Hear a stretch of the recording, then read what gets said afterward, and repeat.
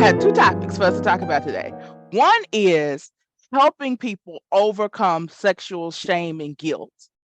And then the other one is couples who come to therapy who have already really decided to go to divorce, to get a divorce.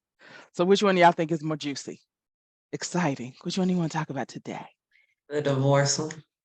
Yeah, All right, that's where divorce I'm it is. Okay. at. All right. So I'll go ahead and say most couples do not come to therapy until it's too late. We know that. We got the research behind it with that. And so when that's the case, and I'm gonna throw it to you first, Sharon. Oh, I didn't say good morning to everybody. Okay, good morning, everybody. Good morning. Good We morning, just good jumped, we morning. got so excited, we jumped right in. So Jessica Addison, how you doing today? I'm well, thank you. All right, good. And Sharon, how are you today? Good. No complaints. Okay. And so Jo is out today. She's on her spring break. And so it's just us three ladies. So I feel like, oh, we can talk. Not that we can't talk when she's here, but I feel like, oh, the teacher's away. So, okay. So Sharon, what would you say to that couple where they literally deciding, do we call it a divorce attorney or do we call the therapist? And then they decide to call the therapist.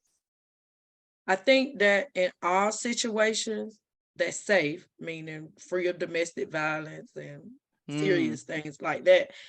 Go to the therapist first.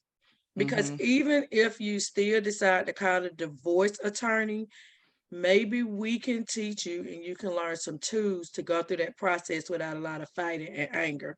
So we can both help you reach a conclusion that you're going to be not happy, but reach a place where you're like, okay, I'm ready to let go. So I would just say do it. So then maybe it would deter from a very messy divorce.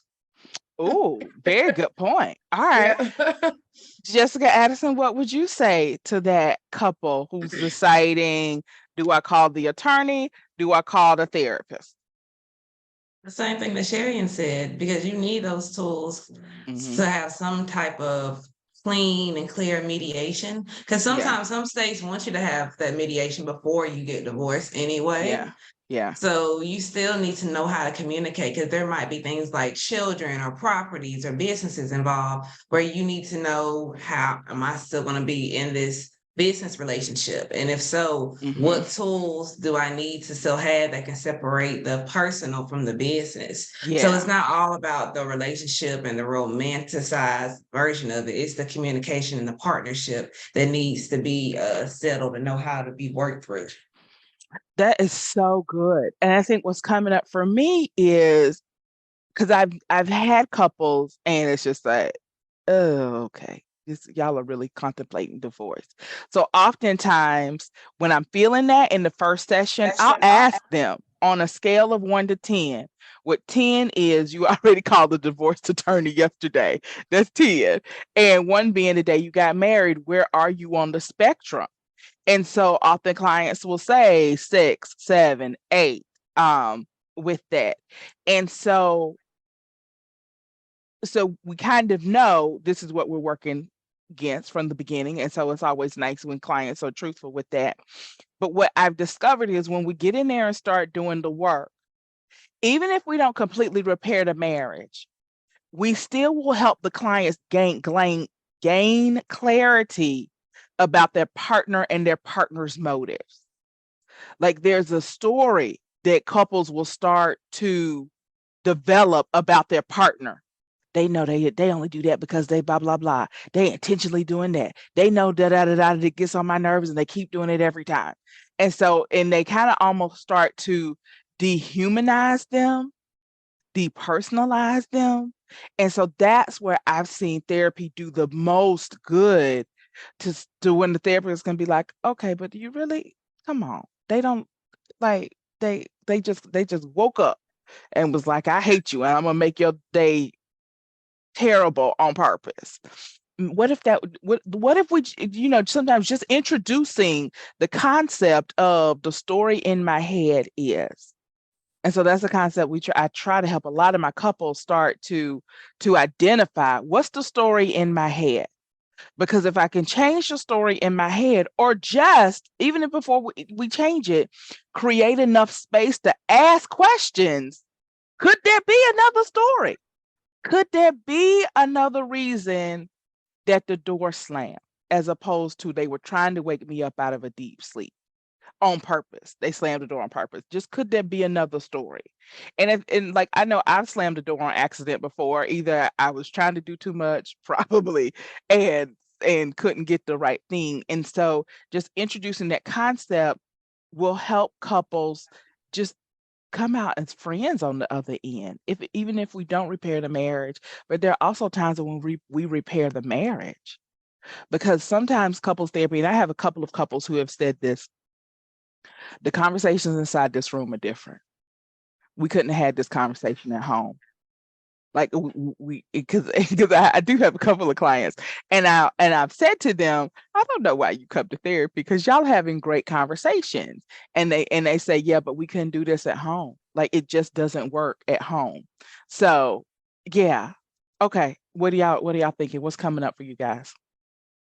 A lot of things that you said really resonated, because a lot of times when you're in the process of getting that divorce, you already went through Mhm. therapy, you already called the lawyer, you're not thinking about the human, you're thinking about this thing I just got to get done. Let me just Mhm. go ahead and get this done so it'll be out my life. So Mhm. a lot of times, if you guys don't become friends or don't become anything else other than two strangers, you still need that therapy so you don't drag any baggage of emotions from this relationship to your next relationship, or you don't take on any anger or any other deep-seated resentment even when this person is gone. Yeah. So there's a lot of things that can still stay that you need therapy to work on Mhm. in your social relationships as well. All right. Sharing, what's coming up for you? I just think about it in a way that, especially in a way that you have children, while we may not be able to save the marriage, maybe we're able to save the relationship. And I mean that, Oh, that's a good yes, right. one. Yeah. And so, how do you still be in this relationship when you Right. have kids, meaning like co parenting? How do you start setting the rules and creating Yeah. what life looks like after divorce? So sometimes I Yeah. had couples that come see me. We like, yes, we're getting a divorce. Somebody move out the whole house. They still come to therapy. Then they say, you know what? It's been 6 months of your time, and now my spouse is back in the house. So it's all about teaching them how to even view things like Yeah. separation. Yeah. Is a separation needed in order to get you over the hump? Like everything is just not Mhm. always so horrible. So, Mhm. sometimes couples will come saying, yes, 100% we're going to get a divorce. And they can be on that page for 6 or 7 months into therapy. And Yeah. through the process, they start saying, well, now I'm starting to understand them better. Yeah. Yeah. Even though I've been gone, or even though I've Yeah. been sleeping on my brother's couch, Yeah. I think that we can move back in and try this one step at a time. And Yeah. sometimes it goes into we just start spending the weekends together. Mhm. And sometimes it don't. But the thing is, therapy is that'll just help you make the decision Yeah. in a way that's going to be helpful to both people. Mhm. Mhm. That's very good. I mean, I know I've had a couple of clients and sessions over the years where like I've had to flat out say, I don't know how this is going to end. With all of the pieces that y'all gave me, I have no idea. But my hope is at the end of this, you will know exactly why you're making your decision, and you're making it from a more objective place as opposed to out of hurt, pain, and protection. And I think that's what therapy does a good job at, is just helping you look at your thoughts, feelings, and emotions and check them. Like if you can just learn to check yourself, why am I so upset about this? Why am I so angry about this? Is this my issue or was this their issue? Was I really at fault, or were they having a bad day? Oh shoot, that was the day that so and so happened 10 years ago, and oh, I get it. And so when you can just have another person, um I know this lady who said I never go into my own mind by myself because it's treacherous up there. And so when you have another person say, let's think about that. Is there another possibility? You become open to more possibilities. Do you So, think also, Natalie, like even if you have a court order of divorce or you have visitations, you have that stuff in black and white, when they have those pick up and drop offs, or when they have to see each other for that short period of time, and they still have those emotions that they still figure out, okay, this person's out the house, they're out my life legally, but I'm still having those emotions like they're still there. That's where therapy steps in because you still can't let go of a certain type of emotion or behavior when you're in contact with this person. hmm I would love for therapy to be able to help then, and I think it does. And I wanted to step in before that because, and this is just a therapy thing we want for people in general. Okay, when you're over something, whether it's a divorce, a trauma, anything, is in when now, even if you're not happy about it, you can have some semblance of thankfulness and gratefulness for some aspect of it. That you see it almost like a gift in dirty wrapping paper. Like, I don't like the way that happened, or I don't like that, but because of it, I now blah, blah, blah. I now can do that, that. I now know this about myself for something. And so when you've gotten to that place, that's healed. That's healing. When you can tell the story and then bring out the positives from it, which might be, now I know I'm a survivor. That's what I know. That's what I got from that. It was horrible, it was terrible, but now I know I'm a survivor. Now I know I can fall down and get back up. Now I know blah, blah, blah, blah. And so one of the things I think we in therapy want to help people do is to be able to own their own story and then walk in a better life because of it. Your history is your history.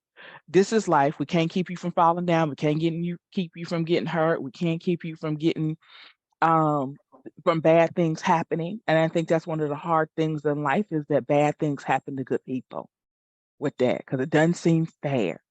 But it's life, and nobody said that life was gonna be fair. Some of us are born with less than ideal.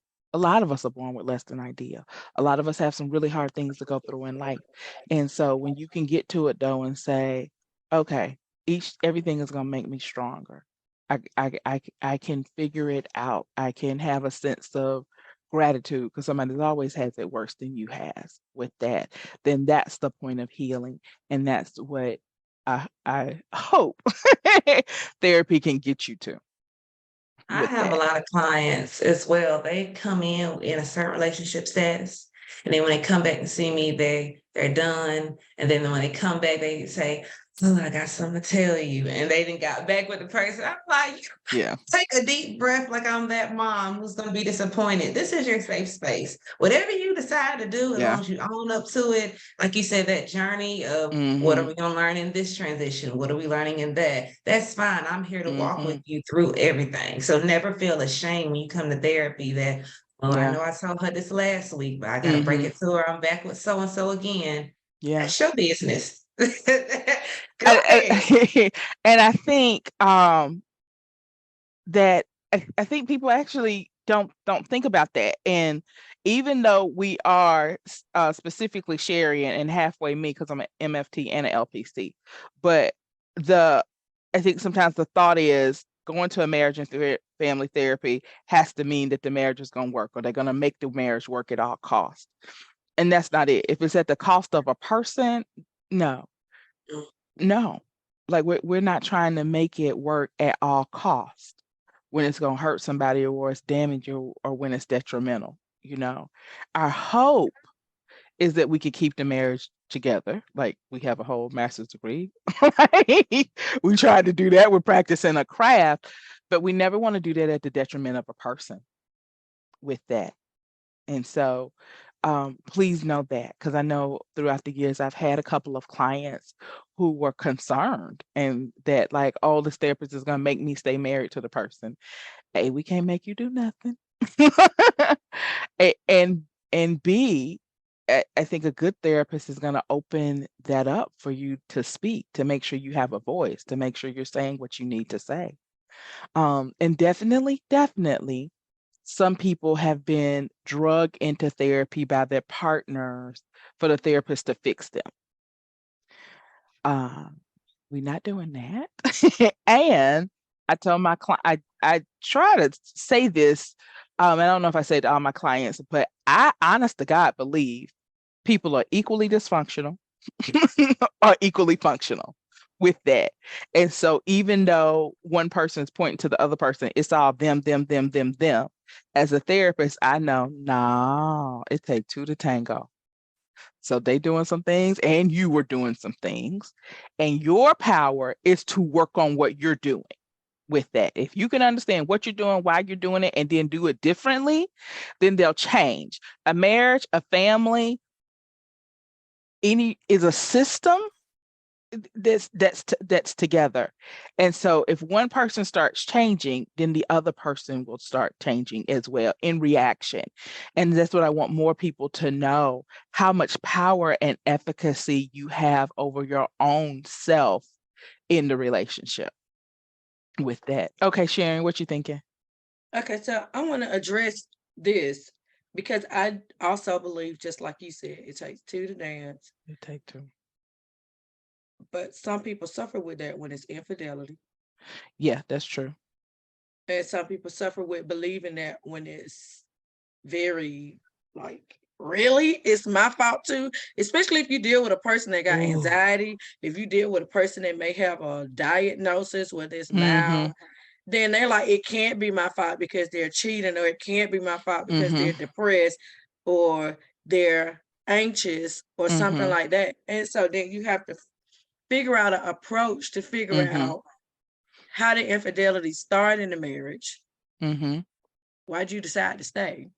Mhm.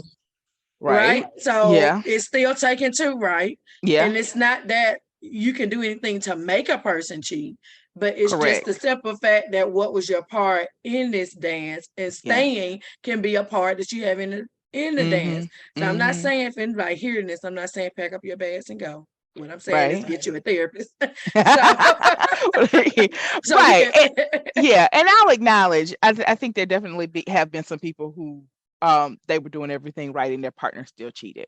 So definitely with that. I will say, I feel like when I say that, I also got to say the other part is, I also know some people who they had exited the marriage in some type of way and then realized they really kind of set their partner up to cheat with that. And life is complicated, so it may not have happened on purpose. So it may have been taking care of a sick child and the marriage got neglected, taking care of an elderly parent and the marriage got neglected, being at church all the time and the marriage got neglected. We often have times when people let me say this and say it with compassion. We've had several calls throughout the years where a couple,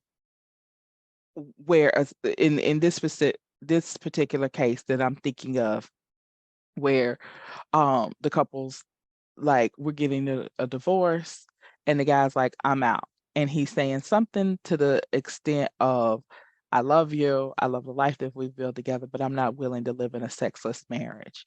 And the woman had no idea that it was that painful for him with that, and is taken aback with that. And I'm not talking like a year of no sex or 2 years or 3 years. Usually when we get these calls and he's already kind of leaving, it has been ongoing for more than 5 years, 10 years, 13 years with that.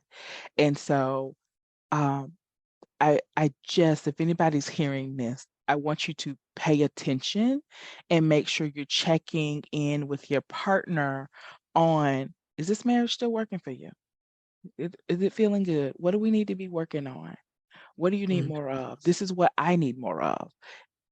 And please, person who doesn't like to talk or speak up, or I don't need much, make sure you're verbalizing, because that's not fair either for you just to walk up after 10 years and be like, hey, this ain't working for me, I'm out. Okay, you couldn't tell me that year 2 and we could have tried to fix it. Year 1, year 3, year 4. Like, I thought it's been going on so long. And so please, I think and people say, well, I don't want to hurt the relationship, but you are hurting the relationship when you're not speaking up for yourself, because now essentially you paint yourself into a box and you can't get out. That's your part in creating this dynamic. And so it takes two in every single way. It takes in every single way with that. So both people got to be saying what their needs are. Both people got to be willing to work. Both people got to be listen to have the ability to listen to the other person, and to speak up for themselves. So okay, Jessica Addison. I was going to say, like you were talking about, if you have to take care of a sick parent or a Yeah. different component that might overthrow the relationship, there's different parts of a system. And if you focus on one, others can feel neglected. And I'm not saying you have to do something every single day, but schedule out some time or have a conversation of what can we do to tend to this part of our relationship, because it's going to be a domino effect. And then you're going to wonder, why did we get here? And also, like what Sharon was saying, when it comes to infidelity, I think when you try and do all you can, which includes therapy, and you still don't know what's going on, you can't control anyone, but you can control how long you decide to stay there after you've done all that you can do and have all the resources. And I know for my couples, one thing when they trying to understand we have this foundation, we love each other, but they don't understand why we're having issues in different areas. I have them write a mission statement for their relationship. Yeah. And they That's speak good. to each other. If we stay with these foundations and maybe check in every few months, what we need to change, what new things are evolving with ourselves individually or in our relationship or in our lives. Yeah. Just so as long as we stick to this mission statement, we know that we're still on the same page, because we know life stressors happen every day, even by the minute. Yeah, that's true. And Sharon, I'll come back to you in a minute. I want to say, because I want to say this, because I know that woman and or man who is stuck doing something else and is neglecting the marriage, like, but I can't be two places at one and blah, blah, blah, blah. You don't have to. This is what I've noticed over the years is people will work with you if they know you're in it.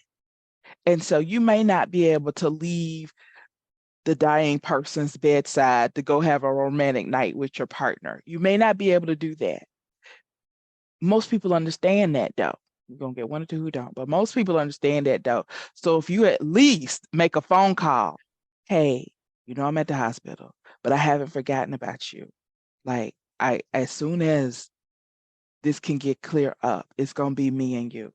If there's just some type of acknowledgement and the person doesn't feel completely forgotten with that, because we're human beings and we all want to be wonderful, like people who always understand and everything, but our feelings get hurt.